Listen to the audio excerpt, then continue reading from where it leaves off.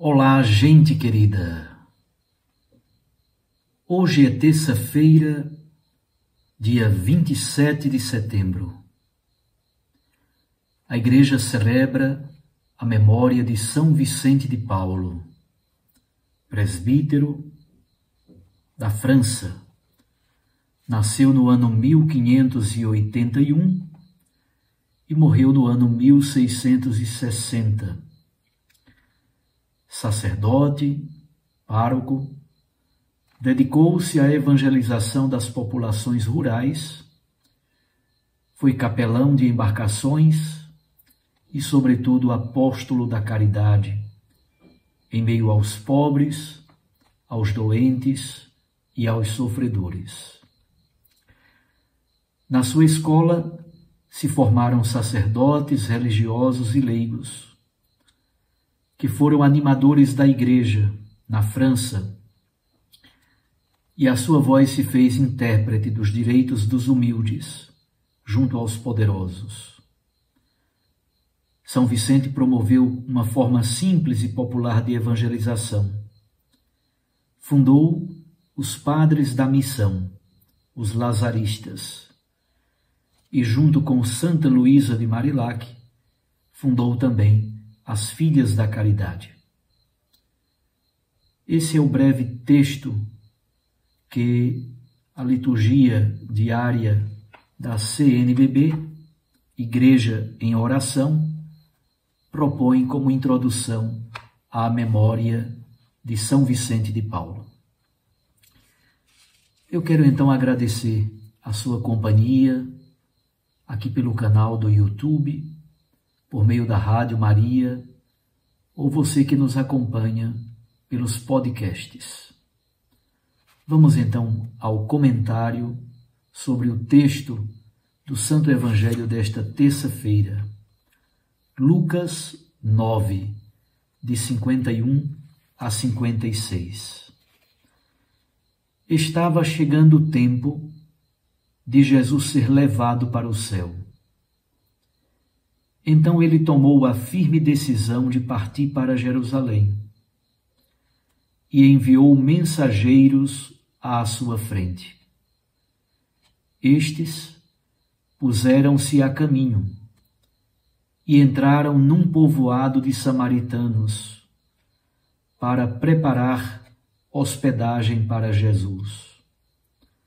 Mas os samaritanos não o receberam, pois Jesus dava a impressão de que ia a Jerusalém. Vendo isso, os discípulos Tiago e João disseram: Senhor, queres que mandemos descer fogo do céu para destruí-los? Jesus, porém, voltou-se e os repreendeu. E partiram para outro povoado. Palavra da salvação. Glória a vós, Senhor. Minhas irmãs e meus irmãos, como tenho dito nestes últimos dias, começa a longa viagem de Jesus para Jerusalém. No Evangelho de Lucas, são 10 capítulos. Começa aqui, no capítulo 9, versículo 51, e vai até o capítulo 19, versículo 27. Marcos, por exemplo, só oferece um capítulo do seu Evangelho para narrar a subida de Jesus a Jerusalém. Mateus oferece 2 capítulos apenas. Lucas oferece 10 capítulos do seu Evangelho. Por esse dado, vocês já podem perceber que no Evangelho de Lucas, Jesus está em grande parte do Evangelho, Jesus está a caminho de Jerusalém e, portanto, em permanente estado de subida. Mas o que significa estar a caminho ou em subida para Jerusalém? nós poderíamos dizer que esta subida, primeiro, é uma subida física. Jerusalém está mais ou menos a 1.000 metros de altitude. Se você estiver na Galileia, a Galileia possui serras de no máximo 600 metros. As serras da Galileia, as colinas da Galileia estão entre 300 e 600 metros. Portanto, se você estiver na Galileia, quando vai a Jerusalém, você sempre sobe. Se tornou praticamente um termo técnico, subir a Jerusalém. De todas as regiões do país de Israel, você sobe para Jerusalém. É, portanto, uma subida física. No livro dos Salmos, por exemplo, há um bloco chamado Salmos de Subida. Os peregrinos, quando iam a Jerusalém, estavam sempre marchando em subida, cantavam, rezavam os salmos de peregrinação, conhecidos como Salmos de Subida. Mas esta subida é também uma subida teológica, com duas características. A primeira é a subida na cruz, Jesus é elevado na cruz, e a segunda é a ressurreição e a ascensão.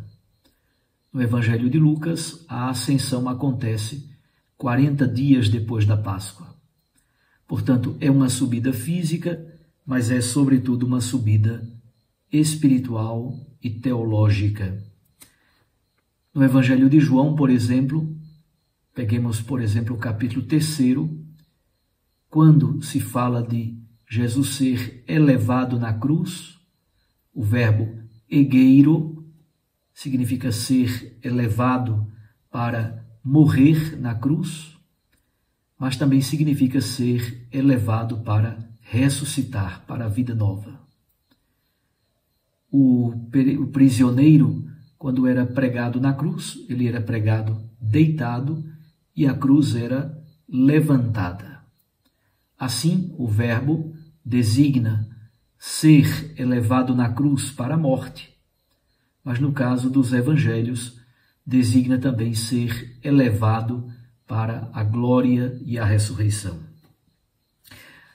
O caminho, portanto, é um caminho geográfico, mas é, sobretudo, um caminho teológico, espiritual, inclusive psicológico.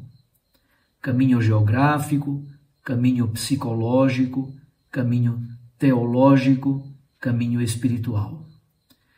Basta lembrarmos, por exemplo, Gênesis capítulo 22, quando Abraão conduz o seu filho Isaque ao monte Moriá para o sacrifício. Aquela subida de Abraão ao monte Moriá é uma subida física, psicológica, espiritual, teologal e teológica. E tantas outras características que pudermos acrescentar. O texto de hoje diz que Jesus entrou num povoado de samaritanos. Por aí já percebemos que Jesus está utilizando o caminho das serras centrais de Israel. Normalmente, quando um galileu ia a Jerusalém, em alguma peregrinação, normalmente ele descia até o vale do Rio Jordão, fazia o caminho do vale do Rio Jordão até Jericó, e em Jericó ele tomava o caminho de subida de Jericó a Jerusalém, passando por Betânia. Normalmente era esse o caminho. Assim se evitavam as aldeias e as cidades da Samaria, dado que existia uma rivalidade, uma animosidade entre samaritanos e judeus. O texto de hoje diz que Jesus tomou outro caminho, o caminho central das serras da Galileia, da Samaria e da Judeia. A rejeição dos samaritanos que não querem acolher Jesus, é já uma antecipação, é uma prefiguração daquilo que acontecerá em Jerusalém. Para o povo da Bíblia, a hospitalidade era uma regra sagrada. Não quiseram acolher Jesus e hospedá-lo no seu caminho para Jerusalém. É uma antecipação daquilo que vai acontecer dentro de poucos dias em Jerusalém. O Filho do Homem será rejeitado de modo pleno e definitivo em Jerusalém. Lá ele será conduzido à cruz, à morte e, posteriormente, à ressurreição. João e Tiago intervêm. Eles querem mandar fogo do céu. Eles ainda não compreenderam a lógica do poder que Jesus tem. Para Jesus, o seu poder significa, na verdade, doação da vida, oblação de si mesmo, serviço, entrega, nada de violência, nada de utilizar-se de um poder, de um Messias triunfalista.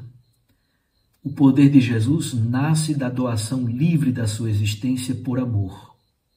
Isso é fundamental.